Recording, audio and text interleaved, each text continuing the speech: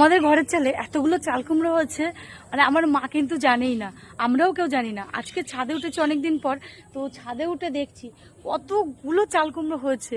যদি তোমরা দেখতে পাও একটু কমেন্ট করে যাবো তোমরা কটা চাল কুমড়ো দেখতে পেলে।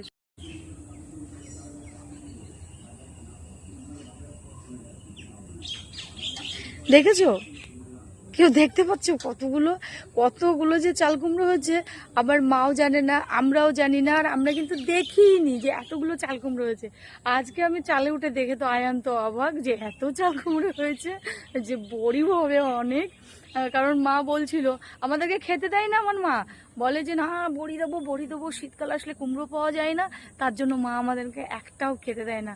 মাকে বললাম মা চিংড়ি মাছ দিয়ে একটু চাল কুমড়ো করো, বললো না খাওয়া যাবে না, বড়ি দেবো। কিন্তু আমার মা তো জানেই না যে এতগুলো চাল কুমড়ো হয়ে গেছে। তো যাই হোক, দেখেছো কত চাল কুমড়ো, গ্রামে থাকার মজাটাই আলাদা।